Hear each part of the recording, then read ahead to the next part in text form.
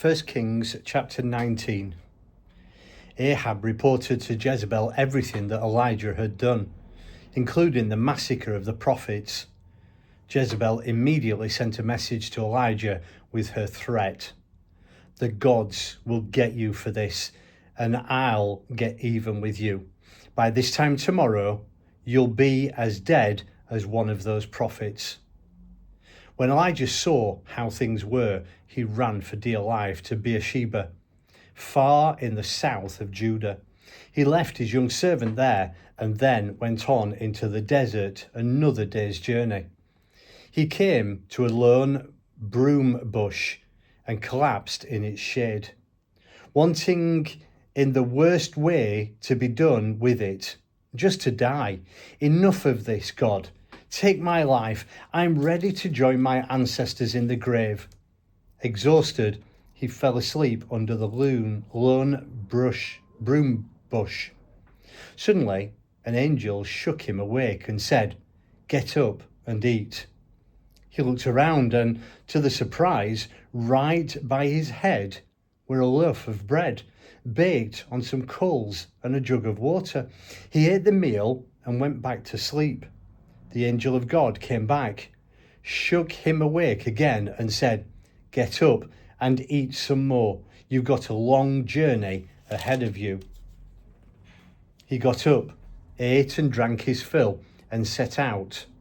Nourished by that meal, he walked 40 days and nights, all the way to the mountain of God, to Horeb.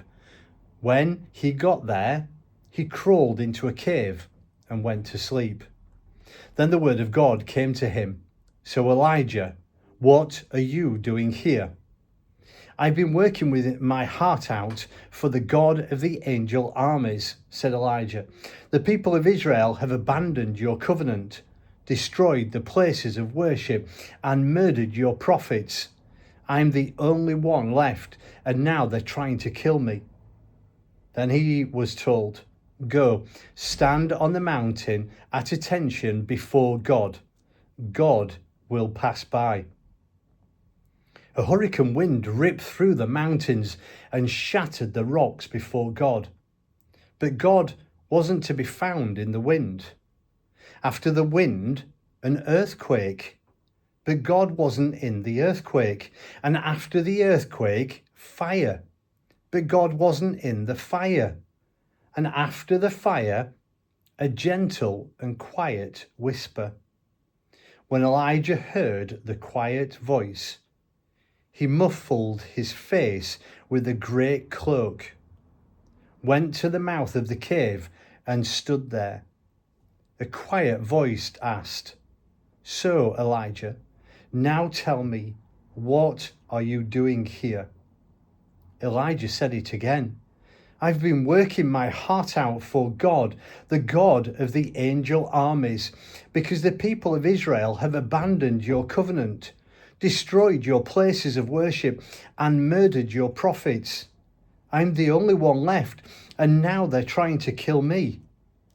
God said, "Go back the way you came through the desert to Damascus. When you get there, anoint Hazael. Make him king over Aram. Then anoint Jehu, son of Nimshi. Make him king over Israel. Finally, anoint Elisha, son of Shaphat, from Abel Meholah, to succeed you as prophet. Anyone who escapes death by Hazael will be killed by Jehu, and anyone who escapes death by Jehu will be killed by Elisha. Meanwhile, I'm preserving for myself 7,000 souls, the knees that haven't bowed to the god Baal, the mouths that haven't kissed his image." Elijah went straight out and found Elisha, son of Shaphat, in a field where there were 12 pairs of yoked oxen were at work plowing. Elisha was in charge of the 12th pair. Elijah went up to him and threw his cloak over him. Elisha deserted the oxen, ran after Elijah and said, "Please let me kiss my father and mother goodbye, then I'll follow you." "Go ahead," said Elijah, "but mind you, don't forget what I've just done to you." So Elisha left. He took his yoke of oxen and butchered them.